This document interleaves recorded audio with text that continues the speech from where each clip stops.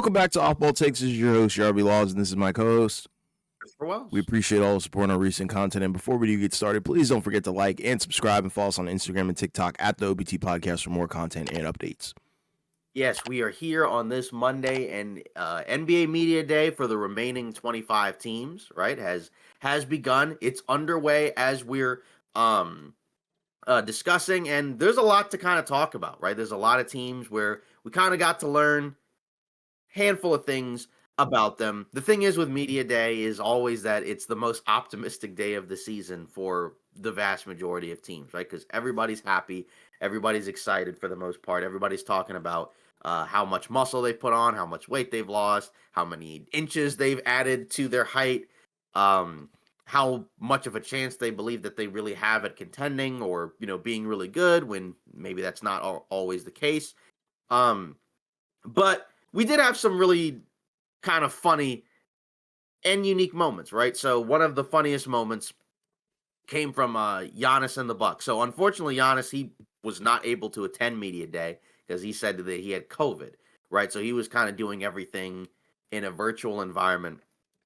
And the team governor for the Bucks, Wes Edens, right? He was asked about Giannis's future, and he was like, I had a great conversation with Giannis in June, and he made it clear that he's committed to Milwaukee, and he likes having his family here. And then Giannis on Media Day was like, I cannot recall that meeting. Now, if you know Giannis, right, he's a funny guy. He's a troll, so you can take that pretty much any way you want, right? Like, I think he is being funny here. But obviously it feeds into the conversation and the discussion that everybody's been having over the course of the summer, where we all thought for the most part that, okay, the Bucks lost in the first round again. Dame tore his Achilles. There's no way he stays in Milwaukee, right? And the answer is, at least for now, right? He's on the team. He's with the team, right? Presumably he'll be with the team, I would think, through this season. Of course, things could always change. But the conversation is not going to go away. And it's not necessarily because of this quote, but I do kind of think it's funny how he's leaning into it. And of course, the Bucks are going to be a team that everybody's going to be thinking about because everybody knows and understands that the roster is not quite up to snuff relative to the rest of the other contenders. But you do have Giannis, right, who's one of the 5 best players in the world. And you do kind of wonder, okay, you got Miles Turner. You brought a bunch of guys back from last year, right? So you do have a lot of depth. So is there a world where maybe they could, in the Eastern Conference, win enough games, have a decent seed in the playoffs, and then be able to make some type of convincing run to convince them to stay? That's kind of the big question. Yeah, I mean, the Media Day thing is hilarious because, like you said, we already know that the guy is an absolute troll, right? I mean, yes, he takes things seriously, especially when it comes to winning in basketball, but off the court, we know the guy is literally a troll, right? So yeah, I think he's trolling there as well, but I think his future is certainly up in the air, and I think obviously he knows how great of a player he is, and I think people who are making the case that the Bucks can potentially, get to the playoffs and have a decent seed, right? With that roster, even as bare bones as it is, right? Like Giannis is going to be the driving factor for that. So I could understand somebody's logic saying, okay, yeah, we could make a playoff push, off the coattails of Giannis. Like that's kind of, I think, what everybody is expecting. But do I think that that's going to equal a championship? Absolutely not. And we already know that that's his goal. So long-term wise, I don't know what the plan is. They would need to have a very quick turnaround. And figure out a way to actually get that team into contention status, right? Because I feel like this is just an odd year for the Eastern Conference where, I don't think anybody's really picking an Eastern Conference team to win the NBA Finals at all. So that's kind of my concern there. Right, yeah, that's the question is, with this team, is this a gap year? Can they still contend? Could they make a trade? They don't have a lot of flexibility because, you got the dead money on their books with Lillard right after they waived and stretched him. So it's tough. It's like you said, the Eastern Conference is kind of open in the sense of you probably don't have a super dominant team that everybody just expects to just get to the finals, kind of like how we view the Western Conference. But the problem is that you still have some teams in the East that I think are viewed as favorites to win it, and the thought process is those teams are better, even if they don't have a guy as good as Giannis, right? Because like when you mentioned like when you rank the players in the Eastern Conference, I would say most people would say Giannis would be the best player in the East, Yeah, right? this year, So yeah, absolutely. yeah, so we'll see what happens, but yeah, the Bucks are going to be a team to watch over the course of the season, as we've talked about, right? Like, and that's kind of like a reoccurring theme with a number of these teams, right? Just to kind of see what happens and what goes on. Over in Houston, right? We did have a few quotes that came out of Houston, right? So you had from Ime Udoka, right? He mentioned because he was asked about like replacing Fred VanVleet's point guard minutes, right? Because if you haven't already heard, of course, VanVleet's going to be out for next season with a torn ACL, more than likely. Um, and so his response was, quote, it'll be a committee.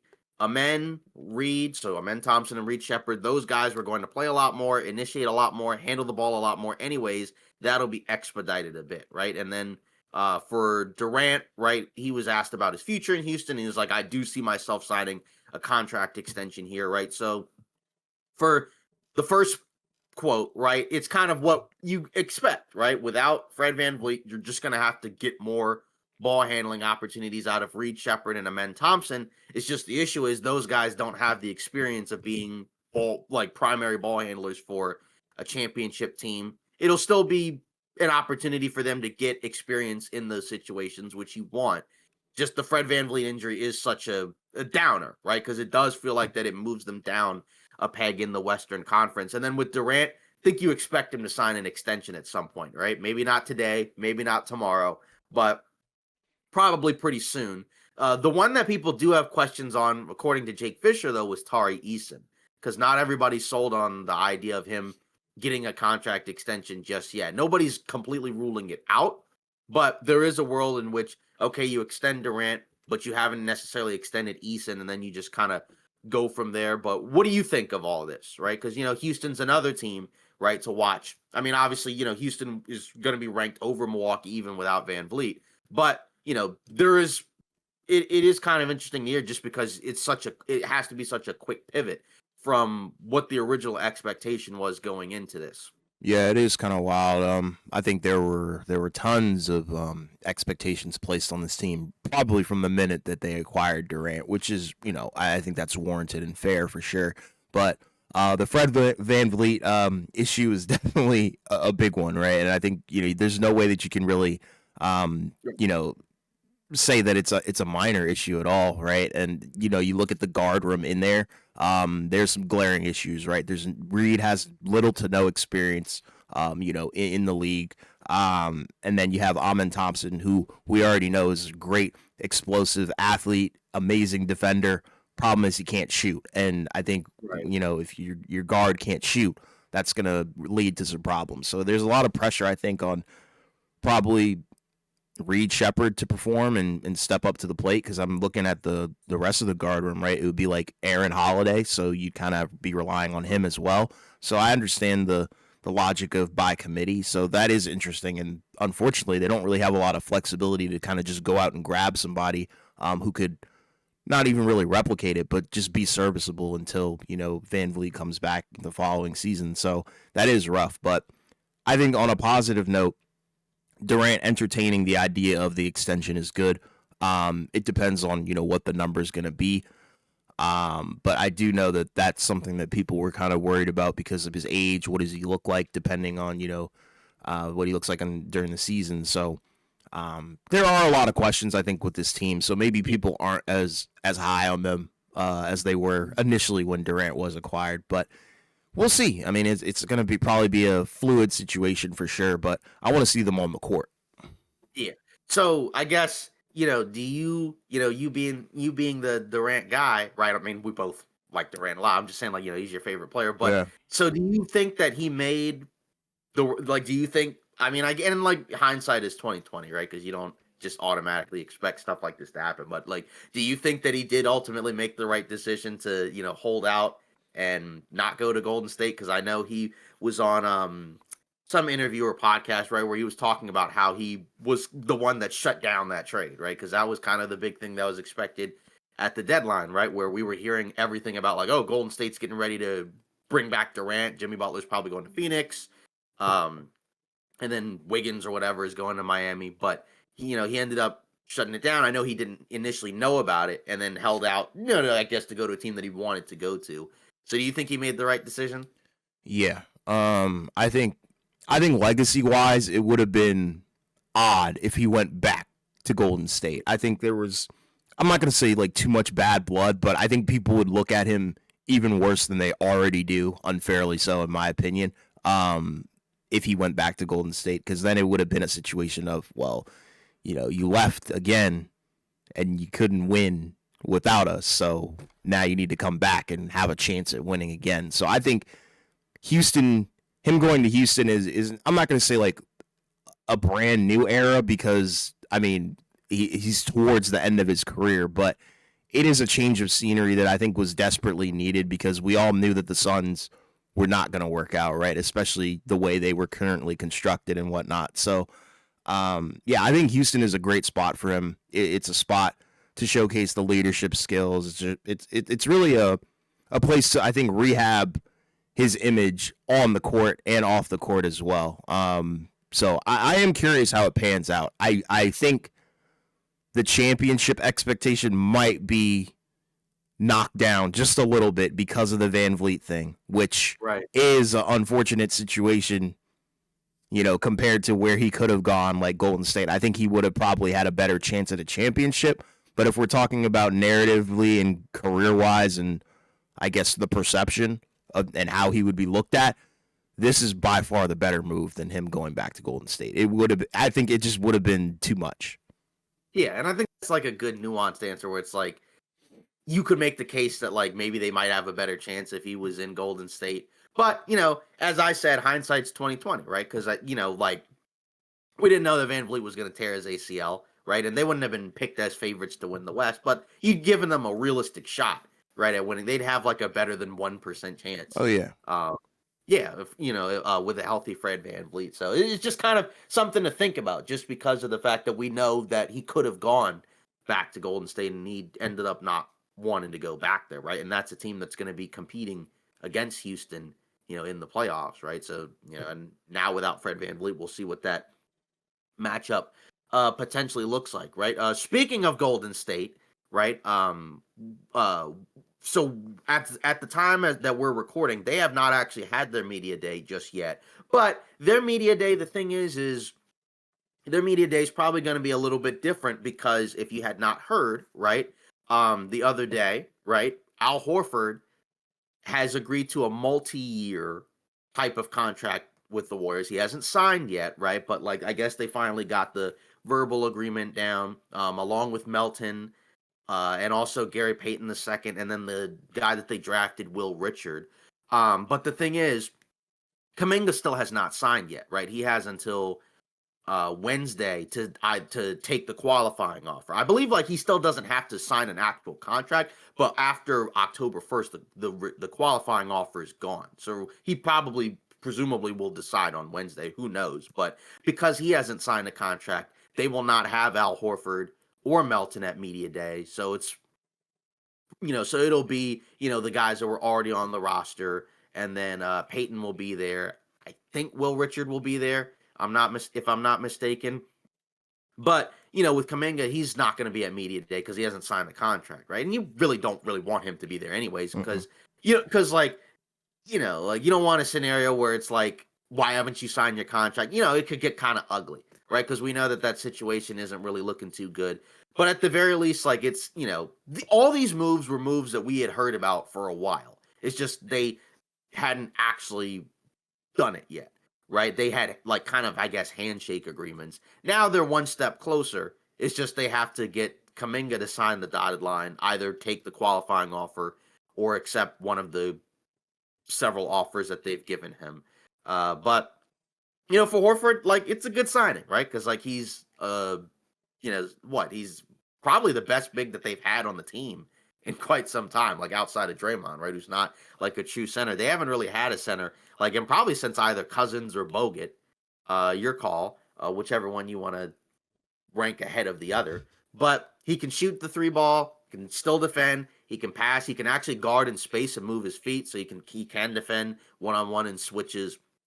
I'm going to have him and Butler and Draymond together because Horford's going to be the starting center, which we kind of already knew. I think that would be one of the reasons why he would go there, right? Because, money-wise, I think he could have gotten money from some other teams and maybe a better chance at winning from some other teams. But, hey, if you're going to get offered a starting spot and still, have a chance to compete, then why not, right? So, like I said, good signing. It pushes the age up, right? So they're going to be one of the older teams. Everybody's been talking about that. Maybe it might give you 2022 Laker vibes. I don't know.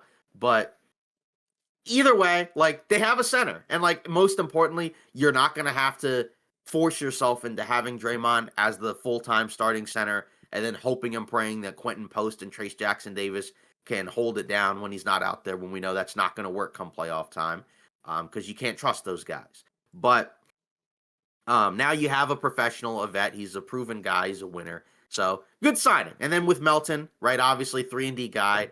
He played for the Warriors last year, but guess what? He didn't finish the season because he tore his ACL. And he's also had back issues. I think 2 seasons ago when he was with Philly. So, the only issue with these signings is because we've talked about the signings for other teams, right? Like when we mentioned the Clippers, right? Like Bradley Beal, right? He's an injury-prone guy. I believe I heard that he's going to be limited to start training camp, right? Because he's got a knee thing, right? So, yeah, make of that what you will. People have also mentioned, say, like with the Lakers, like Marcus Smart. He's a guy that's injury-prone and things like that. But it's just the problem is with the Warriors, like, the best case scenario, the best version of this team, and that's why it's hard to put them in tier 1 or tier 2, is you're going to have to rely.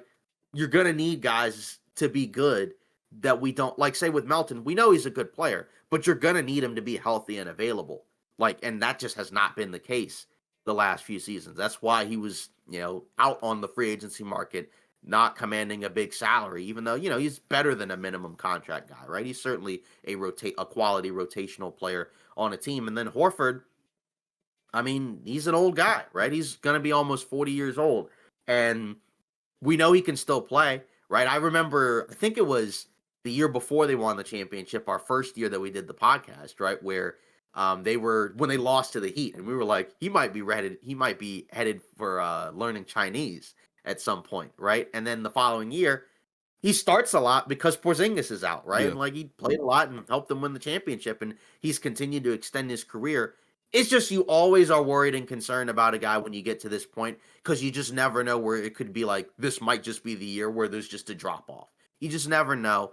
But either way, like I don't have an issue with the signing one bit, right? Like I would be surprised if people do. It's just a matter of I wouldn't just automatically get the confetti out and get ready for the parade. Because the Western Conference is still going to be really good.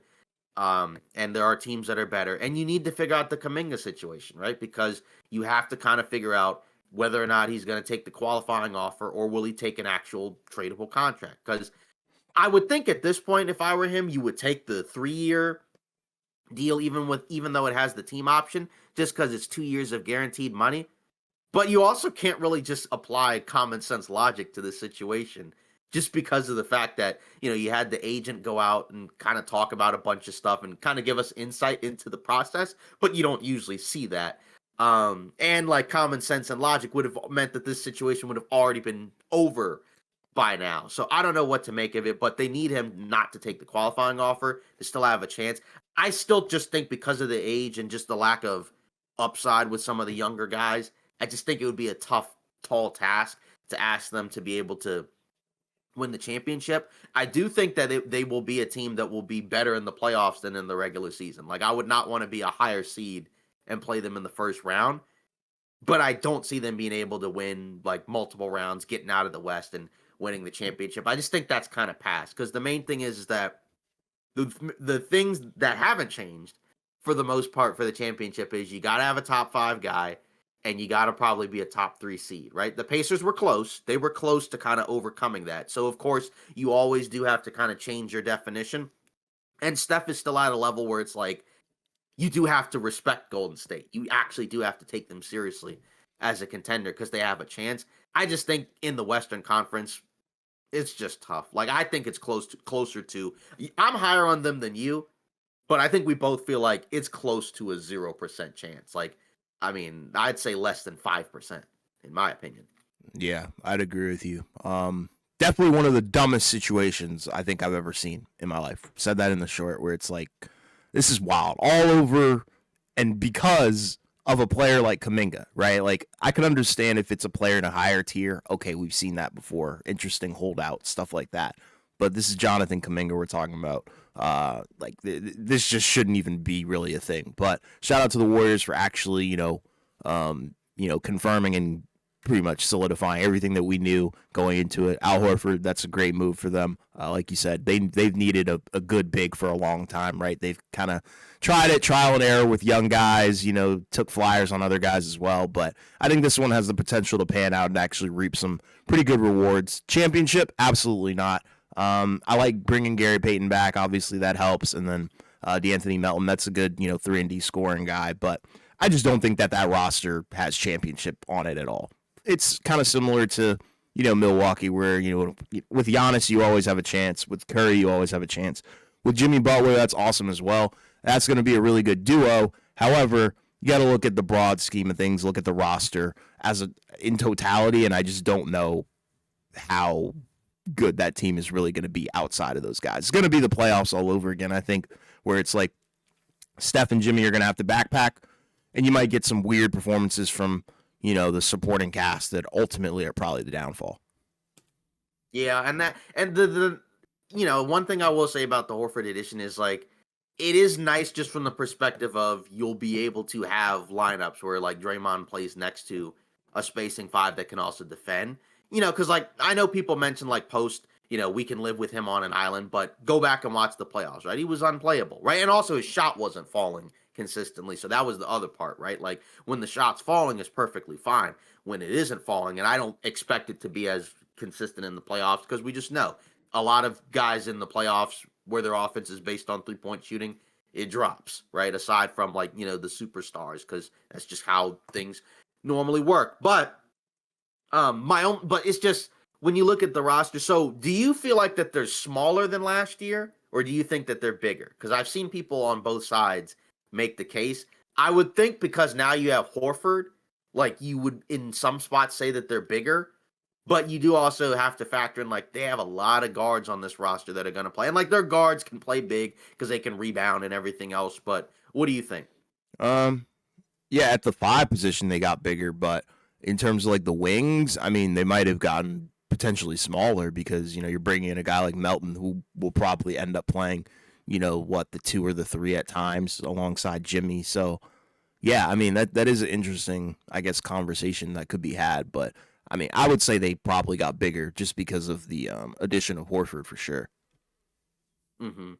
Yeah. So, I mean, yeah, that's the main thing is like they improved. Like I think that's the main thing that like we have to say is like they improved from what they were last season. It's just can you stretch that out to 82 games? That's always going to be the question mark for an older team is 82 games plus the postseason because the last few seasons, right, they've had to basically just barely stay afloat during the early portion of the regular season, right? Like it feels kind of like it's been deja vu, where the early portion of the regular season they're really not that great, and then the second half of the season they peak, and then they peak just as you get to the playoffs, right? The 2 years ago they got to the second round. Then the first year we did the podcast, right? So now 3 seasons ago, they got to the second round, lost to the Lakers. Then they missed the playoffs because they lost in the play-in game against the Kings. And then last year, right, they peaked post Jimmy Butler 24-7. And then they get to the second round again. And then Steph gets hurt, right? And that's the other factor is because of the age. You can't just automatically assume that those guys are going to stay healthy over the course of the season. And we've already had a lot of injuries. I mean, over the last year or so, and we're getting a bunch of injuries going into training camp, even from guys like that are relatively youngish guys. And I hope that that's not the case this season where we're just going to have just a boatload of injuries. Because I know you and I were talking before we started recording where you're kind of like, you're almost just feeling like just kind of like this sense of, are we just going to have just an injury plagued season again? We're just like a lot of key important players are just going to miss a bunch of time. And hopefully it doesn't happen. But, like based off of some of the reporting, like we're not getting off to a great start, in my opinion. Yeah, I'm really scared for it. I think the trajectory that we're heading towards is definitely one where we're gonna have a bunch of guys that probably will be nursing some significant injuries. I think towards the beginning part of the season, and a lot of guys are already sidelined. So Right. For the Spurs, right? So Victor Wembanyama was asked about his offseason, and his from Dan Weiss of San Antonio FC, if I'm not mistaken, right? yeah, So he he was asked about his offseason, and he said, I can quote, I can assure you no one has trained like I have this summer. I'm so much under control and my conditioning is better. What I have done this summer is world class. Now we haven't seen everything he's done. We saw the thing where he was training with the monks, right? So that was kind of a big thing. But just as a whole, yeah, this is what you want to hear from Wemby going into the season, right? Because this is a guy where everybody's kind of pegging him as, not only is he top 10, he might be top 5, going into the season. And you're kind of, and, with the Spurs, you got all those young guys. You also have De'Aaron Fox, who unfortunately he says he doesn't expect to be ready for the start of the season. That's kind of the injuries I'm talking about with a hamstring issue. Um, but what do you think? Because, like I said, I think this is a great quote. But like, our expectation, I think we're a little bit lower on the Spurs in terms of their win total, I'd say, than most people. I think there's a lot of people that are really high on them because we had a couple of comments when we on one of our shorts about how they think that when we were doing the tiers, they thought that the Spurs should be like a tier 2 team, I think, if I'm not mistaken. But a lot of it hinges on Wemby and his continued development because, if he gets into that upper realm, right, then all of a sudden, like, that completely raises the floor for this team where, like, all of a sudden it's like, oh, wow, they, maybe they might actually be, have a winning record going into this season. yeah. I mean, everything from the Spurs organization and pertaining to Wemby, I think is oozing, right? Positivity for sure. Right. Like the first thing that we heard was he was obviously cleared, by the NBA medical team after, the blood clot whole, injury and whatnot. So that's positive number one. And right. And now you're hearing more and more about the things that he did in the off season. Everything's trending in the right direction, right? We haven't really seen anything that, makes you question, right? Like what he's going to look like at the beginning of the season. If anything, the Spurs have done a great job propelling his career forward super early, right? They're building around him clearly, right? You bring in a guy like Luke Cornett, that opens up the potential for the guy to play the 4, Wemby, that is. So there's a bunch of things that this team can really, really do and figure out, what works and what doesn't around Wemby very early so they don't have to figure those things out later on and waste, years of his career. But yeah, I think the potential with this guy is through the roof. Top 5 for sure. And yeah, it's going to be a monster season for him. Yeah, I mean, it's going to be fun, right? I think the Spurs will be one of the most fun teams to watch in the NBA this season. Of course, Wemby is an exciting player to watch as well. In Clipperland, right? Obviously, this was kind of a team where you're kind of wondering, what are they going to be asked? What's going to go on? So, Ramona Shelburne, she asked Lawrence Frank, right? That's the guy who runs the Clippers, right? And she asked him whether Dennis Robertson, right, that's Kawhi's uncle, has ever asked the team for any extra benefits that would not be permissible under the NBA rules. And so his answer was, quote, Dennis knows the rules, Kawhi knows the rules, Mitch Frankel knows the rules, and we know the rules. And then she followed it by asking if that was a yes or no. And he said, quote, yes, we all know the rules. So kind of a dodgy response, I would say, in my opinion.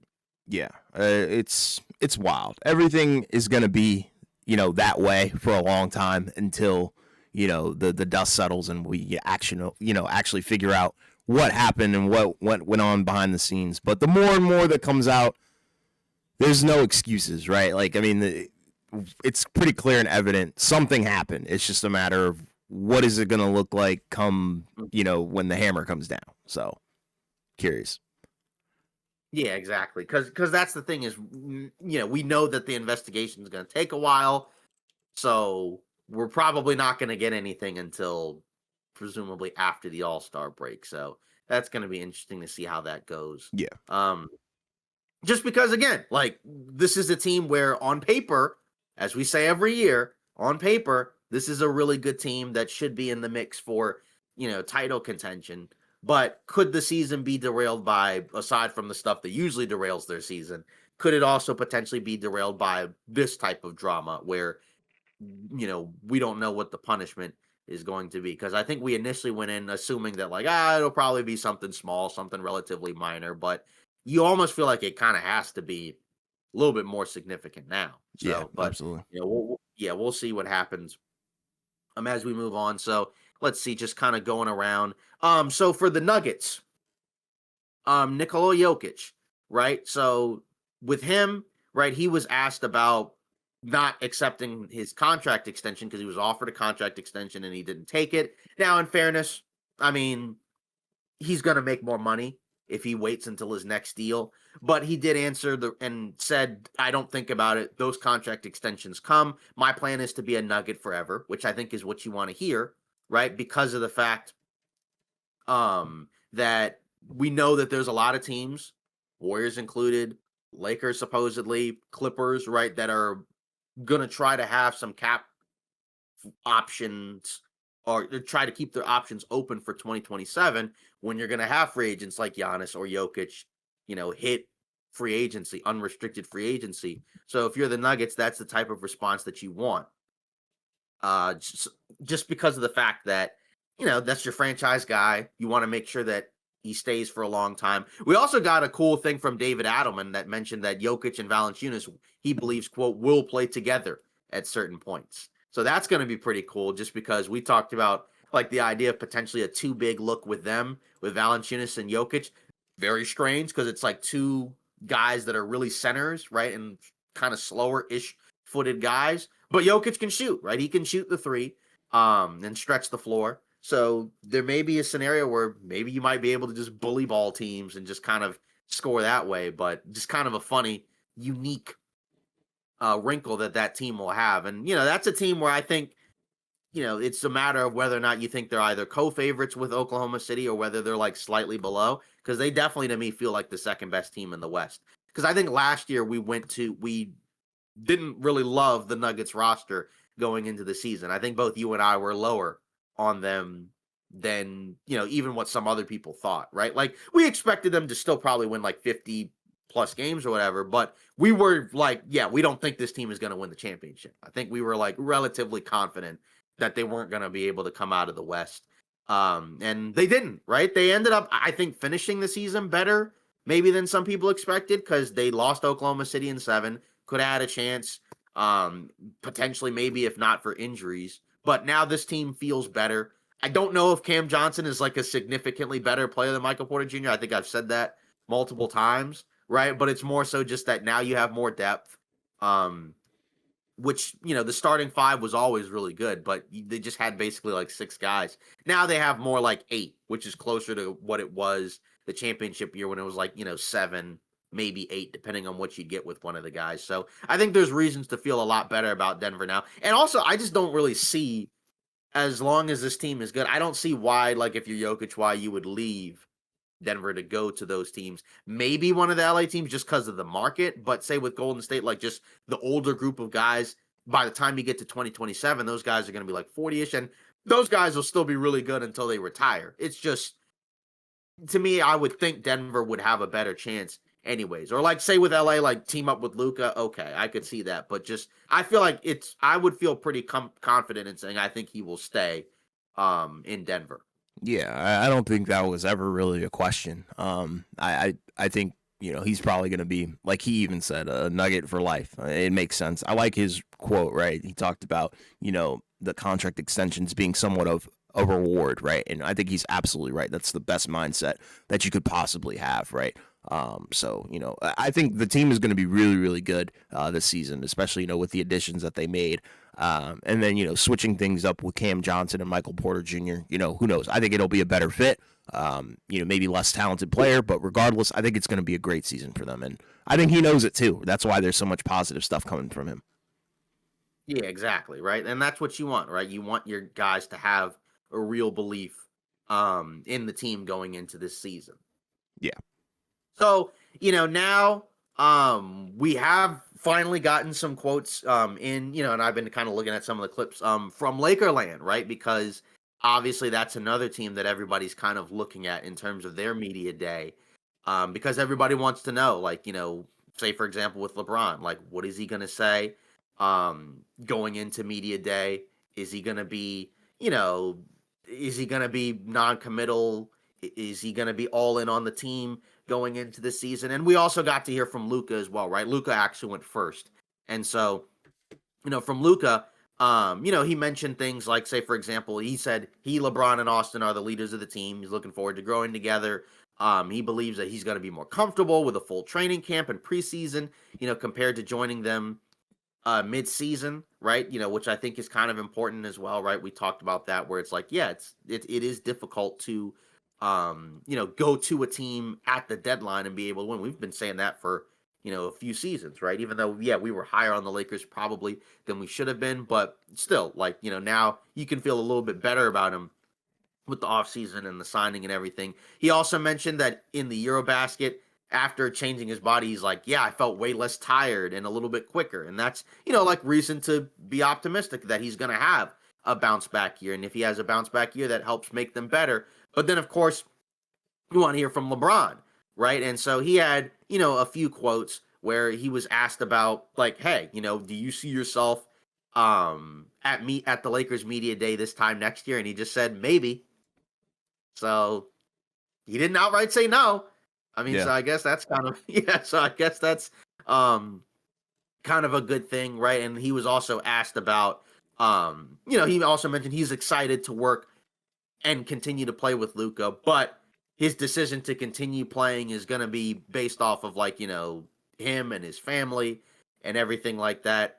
And he also mentioned he's excited not to have to play against Marcus Smart, and he likes the additions that they made, like Ayton and Laravia, because we hadn't really heard him really mention anything about the team, right? Because he's, aside from the original Rich Paul statement, right, he himself individually has been very quiet, right, about the Lakers this offseason, right? So, it's kind of important, right, to kind of hear from him, just because you want to know where he's at. You want to know, how all in he is on this team, and he even also said, I don't know when the end is. I know it's a lot sooner than later. I'm just excited about the journey and whatever this year has in store for me. So what do you think of those quotes? Like, do those kind of give you, does that kind of make you feel better about his likelihood of staying? Does it make you feel worse? What do you think? It's interesting because I think he's focused on the here and now, which I think is a good mindset to have, because, obviously the end goal for this season is going to be the championship for this team, every single year.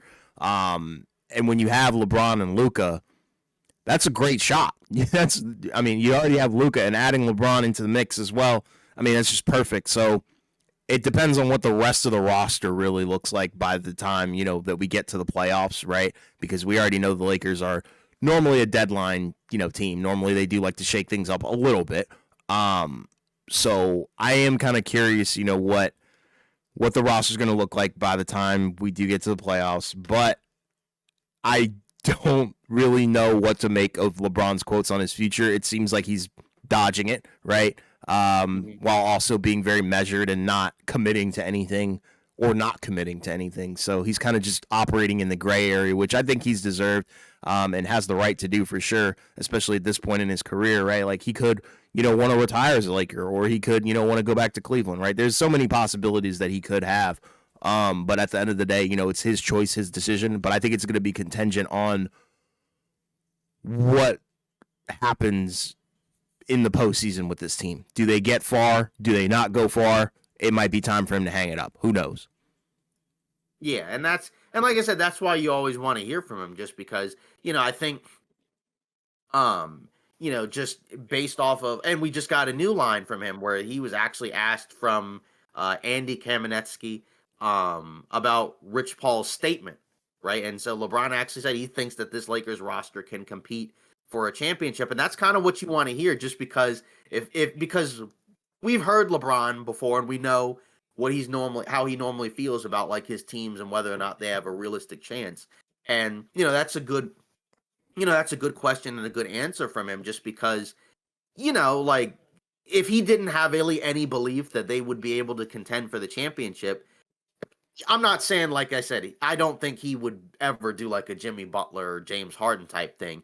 But just in general, the level of effort from a night to night basis would probably be a little bit lower, because that's just kind of what happens with a lot of players, like, a lot of the star players. Like once it gets to a point where it's like, all right, we're probably not going to do a whole lot this year.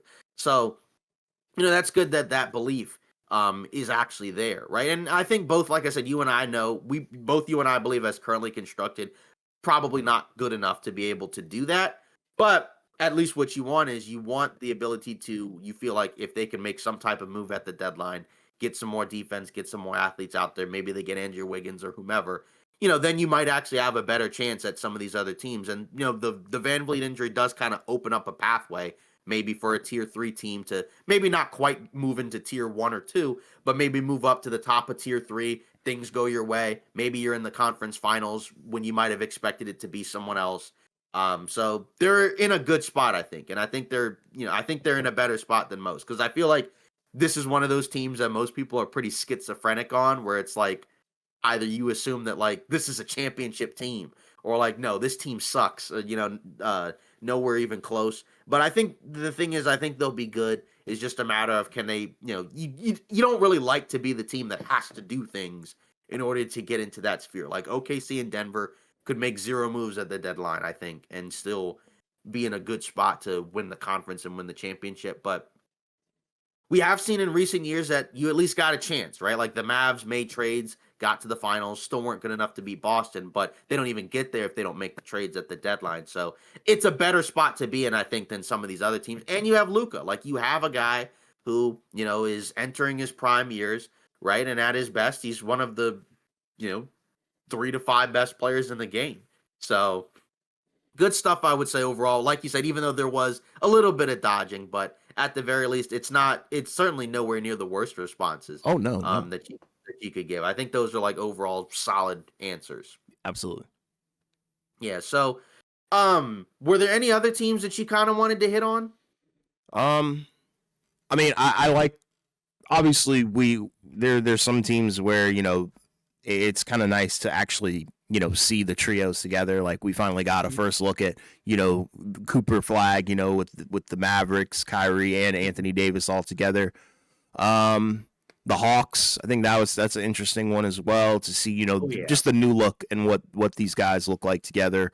But yeah, I mean, Media Day's been good so far. I think another one to look out for is obviously the Thunder, right? Because they've got a lot of pressure on them to potentially be, a back-to-back title-winning team. But the vibes continue to be high for them as well, right? And they keep boosting each other up, and that's what I love about that team, right? They always have something positive to say, and I think a lot of their season success is probably going to be contingent on J-Dub, right? Like, we can't have a regression season from him, or Chet as well. So, but Shay's obviously been, talking about, J-Dub pretty much all day. So, yeah, pretty good.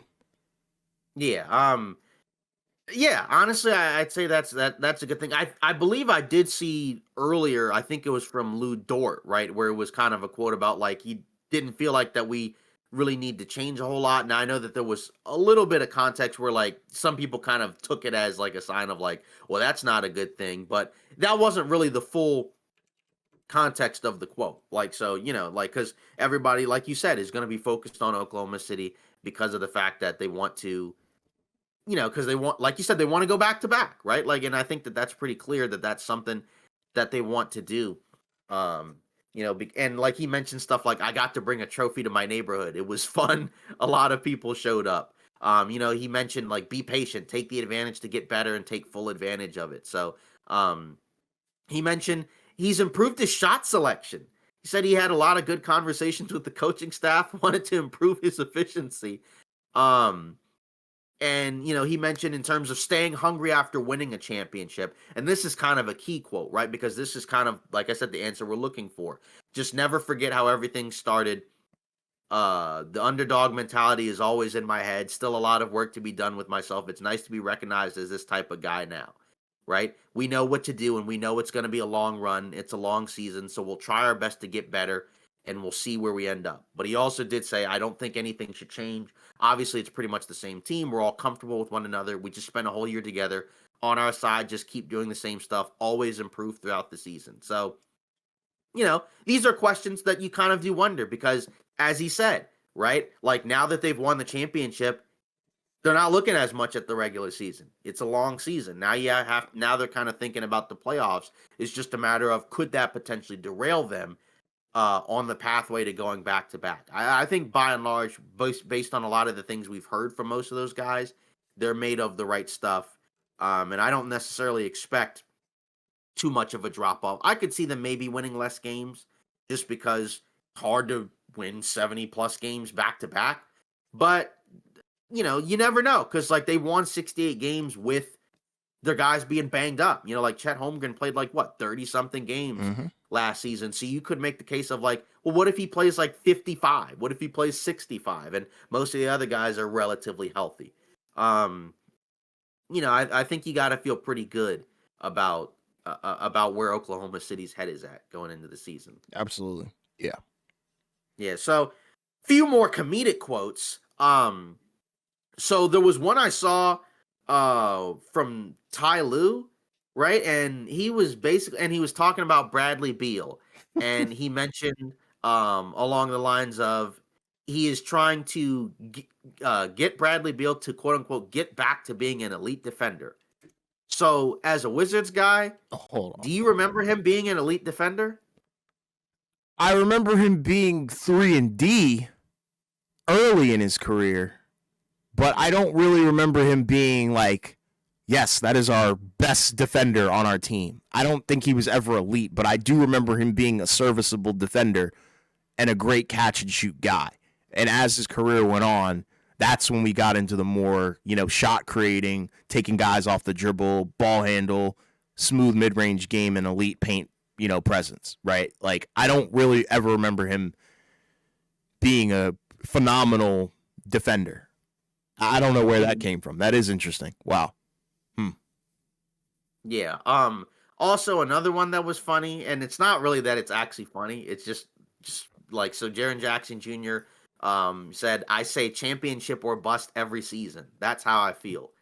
I do not expect the Memphis Grizzlies to be a championship caliber team this season, especially with all the news about half of their front court probably being out to begin the season. But again, it's nice to be optimistic, and that's my point when I talk about media day, where, like I said, oftentimes you're going to get the most optimistic version of everybody. Because I believe, he had the quote. He also had the quote last year when they had the stretch where they were losing to all the better teams, and he was like, "It could be worse. We could be homeless." That was an actual quote. So to hear both of those quotes and think about those quotes back to back was kind of funny. Yeah, I mean, I think there's a lot of positivity on Memphis and specifically Ja, but I don't really buy it championship wise. Like, there's no shot. Like, those guys, they're dealing with some injuries here and there, so I don't think not going into the season healthy, I think is going to be a big question mark and a hindrance to any championship aspiration. So yeah, so that's what I would say. Got a few Wizards quotes, right, that were kind of interesting. So Trey Johnson was asked about, his goals this season, and it was basically shoot and win. So, that's a pretty quick response, but I mean, I'd say that's hey, I mean, like, he was brought in to be a scorer. So if you're going to be a scorer, you got to go out there and shoot and, get up shots. So we'll see how that goes. And then Bub Carrington was asked about, does he know, did he know Cam Whitmore? And he just said, he's my son. So I guess that means they have a pretty close prior relationship. So that's kind of cool. The Wizards, again, like they should be better than last season. I think they'll be more entertaining. And they got a lot of big personalities on that team for sure. Yeah, it's a hodgepodge, right? There's clearly a potential identity. It's a young team. I think third youngest in the league. So There is that. But yeah, I think from what I've heard from Trey Johnson, because I think he should probably be one of the guys that, you should focus on if you are looking into the Wizards. Mhm. I mean, he's about his ball, right? Like he's literally about basketball, and that's kind of what I want to see, right? He's not really about the other stuff outside of it. He's very mature, I think, for his age, but obviously brought in to be a scorer, like you said, and I think he has potential to be, a solid candidate and a pick for Rookie of the Year. I don't want to spoil anything, but yeah, I think he's going to get a ton of opportunities to score, off the dribble. He's going to have the green light. So ultimately, I think he's going to have a lot of shots. Do I think he should be starting? Probably. And I think eventually he will get there, if not from day one. But yeah, I do like that. And then there is a vibe on this team. Like if you paid attention to them last year, Bub was kind of the jokester guy, along with like Keyshawn George. Like, it's just young guys being young guys. So the Cam Whitmore thing doesn't surprise me. But I think Bub is from Baltimore. Cam Whitmore is from somewhere in the DMV. I can't remember. But, they are from generally the same area. So they definitely have a prior relationship. Yeah, I think Whitmore. I think he went to school. I think he went to high school in Maryland. There it is. Yeah. Yeah. Okay. Yeah. He's born in Odenton. That's right outside of Baltimore. It's like 20 minutes away. Yeah. So in other words, yeah, they're pretty close. Another funny quote, Lonzo Ball. He said, "quote I like Cleveland. I keep joking with the guys. I didn't even know Cleveland had water." That's pretty funny. I feel like there's a lot of people that just kind of forgot that Lonzo Ball was in Cleveland. Yeah. I think most people just because we've barely seen him play the last. We talked about the trade when it happened, but I think a lot of people who aren't paying attention like every day to what's going on probably didn't even realize he was on that team. And I hope he's healthy, right? Because when he's healthy, he's a good player, contributes a lot on both ends of the floor. And especially like without Darius Garland to begin the season, you're probably going to need Lonzo Ball to be healthy and impactful and effective, right? Because, then Lonzo Ball, he can be the guy that kind of can set up your offense somewhat, especially in transition, knock down some threes, also play some defense, right? And, that's the type of stuff that Cleveland's probably going to need early on in the season because they're going to be down a couple starters, right? They're going to be down Garland. They're going to be down Max Strus. And, Cleveland's a team that, along with the Knicks, are looked at as one of the favorites to win the conference. So hopefully he can be healthy and contribute. That's a big ask because he's not really been consistently healthy in quite some time, but I'm hopeful. Yeah. I mean, I think it's an under the radar kind of signing, and it's a low risk, high reward one, right? Because if it pans out, it looks amazing, and if it doesn't, it's like, well, it is what it is. We took a flyer on a guy who could potentially give us, the similar production to Ty Jerome with better defense. So I think it's a win-win for them, and they're going to need it. Yeah, Jeremy Grant on coming off the bench. I don't really expect that. So I don't know how that's going to work in terms of the starting five for Portland. It seemed like that they're pretty comfortable with like Kamara and Avdia as the wing. Scoot unfortunately is hurt, so he's going to miss the first stretch of the season. We also got some word from them about Robert Williams is not ready yet, so it seems like he may just physically be cooked. So that's probably a guy that I wouldn't target in the trade market at all at this point, just because it seems like he's just never, unfortunately, ever going to be healthy. So I'm curious to see how Portland balances that out. Of course, the coaches, Billups got an extension, so he can pretty much do whatever he wants. But it's always kind of an interesting wrinkle. Yeah, that is interesting. I think he probably will end up starting just because of the amount of money that he's making. But I don't know. It depends on if he's really going to be there past the deadline. I don't know, if he's going to be there. But yeah, Portland is interesting because they do have a hodgepodge of, huh? Would you trade for him? Probably not, especially if I'm a contender. No, because you'd have to take on that salary, and the salary doesn't match the production, at least as of late. Depends on what he looks like this season, but I wouldn't. So he might just be stuck there and play out his contract. Yeah, and then a couple other quotes. So from Brandon Ingram, for the Raptors, right? Because that's a team that people are kind of thinking about in the East going into the season. The quote, the most impressive thing for me is seeing every seat in the arena filled up every single game, no matter winning or losing. That definitely wasn't there in New Orleans. So, kind of just taking some shots right at New Orleans in terms of the team and the fan base, I guess, because everybody's kind of talking about like the Pelicans, like could that just be a team that loses an NBA team, right? Could you just move them to somewhere else? Could you move them to the East? Could you move them to Vegas? Especially with the Eurobaskets, the European Basketball League stuff coming up that everybody's been talking about. So just kind of a funny one. Yeah, that is a big shot at the fan base for sure, and you never really want to see that. It means there might be some bad blood on Twitter coming soon, but yeah, I don't blame him for saying it though. Yeah, and then also from Utah, right? Had to put a Utah Jazz quote in there, of course. This is from Walker Kessler, and he admits that and he basically said, "quote I'm definitely a little frustrated. As long as I have a Utah Jazz jersey on, I will play winning basketball. Because if you didn't know, he was not they did not agree to a contract extension. So that's a guy I think to keep an eye on for sure. Because I'm not saying that he's gonna 100% get traded, but it is a guy where you do have to kind of watch because there could be a team that just swoops in at the deadline and all of a sudden, the Celtics are like, let's trade some picks and let's go get Walker Kessler, for X, Y, or Z. And all of a sudden, boom, a guy that we've both talked about very highly of could be a guy that could help, a contending or winning team. So it's definitely a storyline to watch because I mean, I don't know what's going to happen. Maybe they just wait until the summer, but I can understand him being frustrated about not getting one right away because he's certainly, I would think, worthy of getting a new contract because he's by and large gotten better. He's a great defender, rebounder, interior presence. So, I mean, is he counting? I mean, are we counting his days in Utah or what? Yeah, I don't know. If I'm Utah, that would be a stupid decision to not really, even really entertain the thought of an extension because we already talked about it. He's one of the more underrated young assets in the league, right? Like the guy's potential is great, walking double-double, solid rim protector as well. So who knows? Like he could end up going, I don't know, LA. I know people have liked that rumor, but who knows where he goes. But at least Utah should figure out a way to retain him.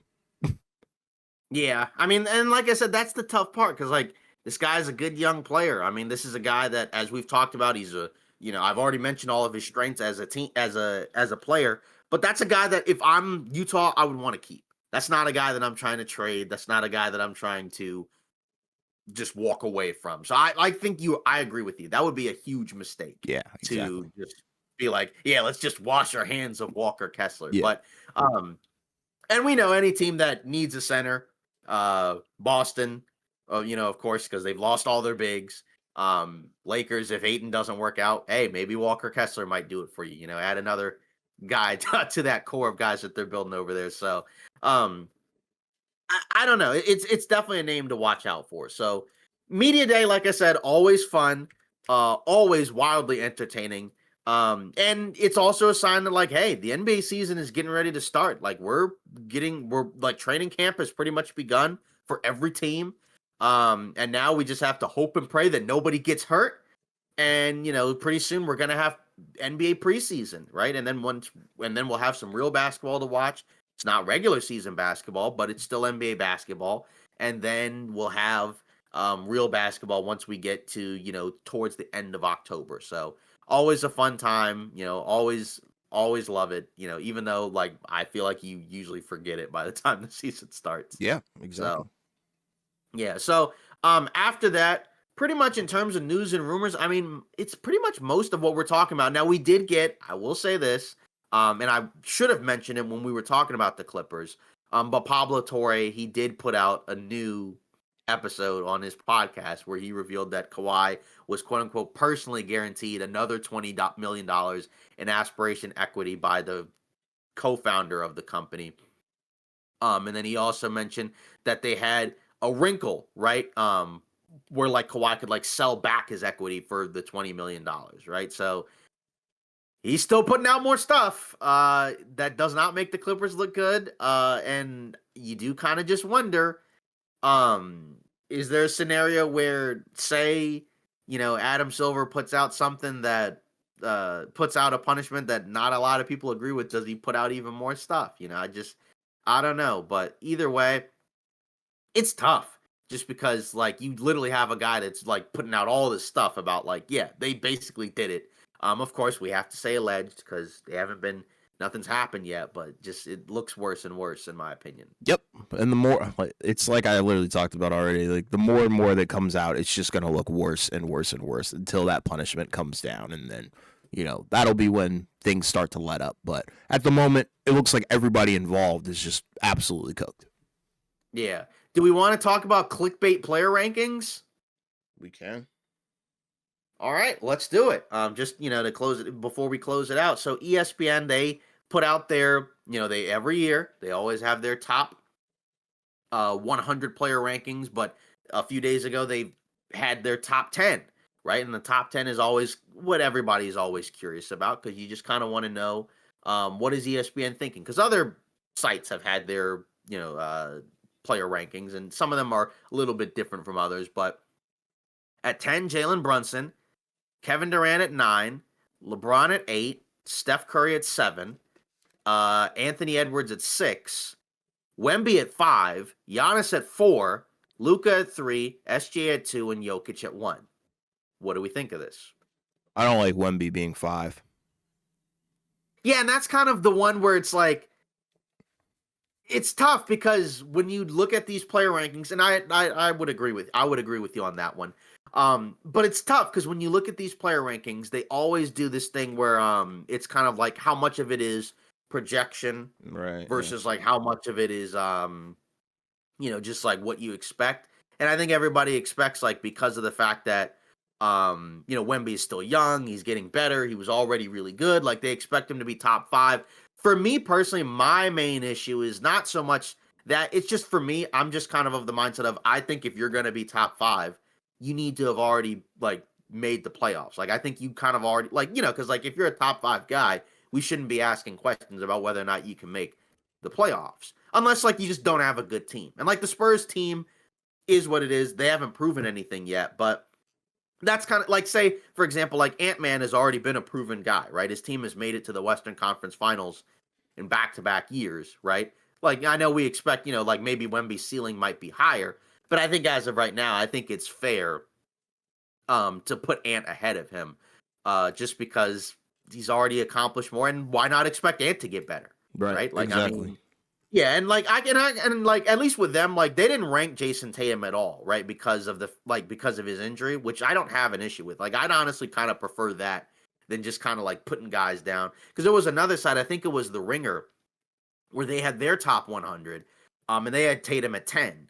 Right, but I guess that's because like they're projecting like if he comes back, he'll look a little bit worse, because we know he's not 10. Yeah. When he's fully healthy, right? He's in my opinion in that top 5. I'd agree. But then it was confusing because like I believe they had what was it? They had I think they had Halliburton at 7, right? So maybe I'm looking at, and it might just be that I'm looking at the wrong list, but I remember for their projections, they were a little bit higher on some other guys, I think, than what we normally kind of rank. But it seemed like with ESPN, they did not have a scenario where they didn't do anything where like they had like some of the older guys like in the top 5, because I think I saw The Ringer, like they had Steph at 5.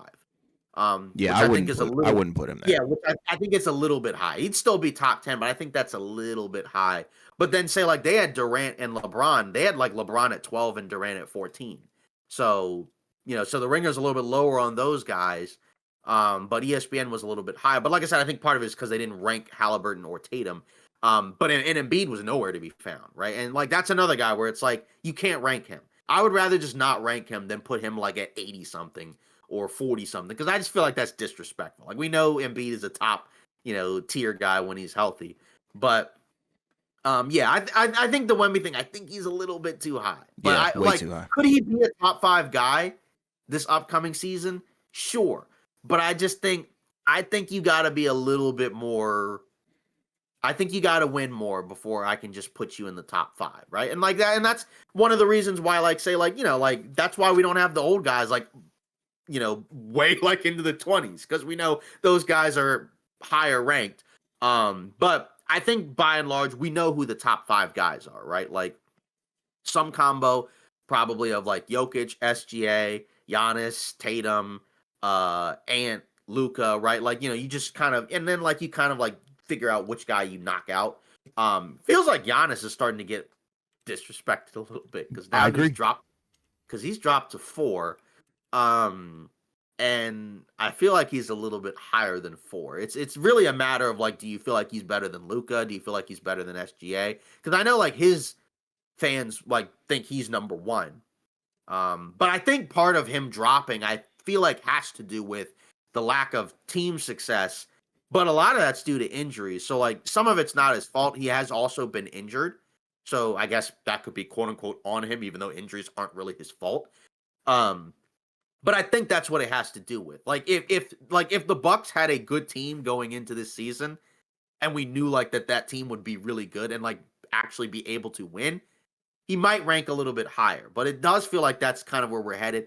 Like, and it's like, yeah, he's 30, 31, but it's not like he's slowing down, right? My only concern maybe is that like maybe his defense might be a little bit worse because there's so much offensive responsibility on him. But I don't know. I feel like he's getting underrated a little bit Yeah, now. I would agree with you. Yeah, so after that, not really any other, rumors to speak about. Because most of that was pretty much addressed at media day. So now we can close it out doing what we normally do.